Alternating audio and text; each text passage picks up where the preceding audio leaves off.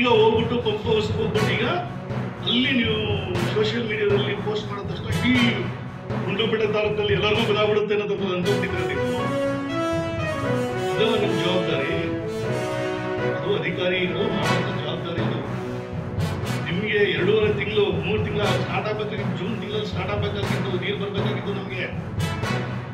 June ತಿಂಗಳಿಂದ ನೀವೇನ್ ಮಾಡ್ತಿದ್ರಿ ರಿಪೇರಿ ಅಂತ ಈಗ ಹೇಳ್ತಾ ಇದ್ರಲ್ಲ ನೀವು, ಅಕ್ಟೋಬರ್ ಬಂದಾಗ ಹೇಳ್ತಾ ಇದ್ರಲ್ಲ ನೀವು, ಅದು ಗೊತ್ತಿರ್ಬೇಕಾಗಿತ್ತಲ್ವಾ?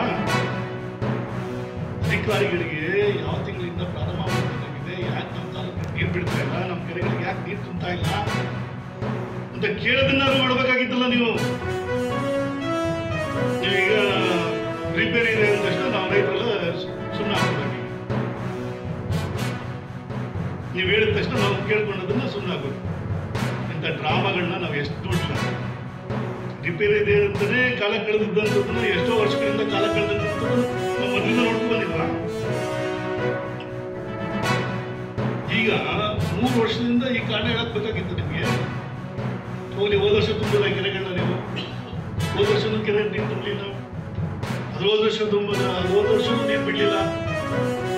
ಹೋದ ವರ್ಷ ಏನೋ ಒಳ್ಳೆ ಕೃಪೆಯಿಂದ ಒಂದಷ್ಟು ಕೆರೆಗಳಿಗೆ ನೀರು ಬಂತು, ಹಾಗಾಗಿ ರೈತ ಅದ್ರ ಬಗ್ಗೆ ಗಮನ ಕೊಡ್ಲಿಲ್ಲ. ಸದ್ಯ ಹೆಂಗೋ ಬೆಳೆ ಬೆಳಿಲಿಕ್ಕೆ ತೊಂದರೆ ಆಗಿಲ್ಲ, ನಮ್ಗೆ ಏನೋ ತೊಂದರೆ ಇದ್ದ.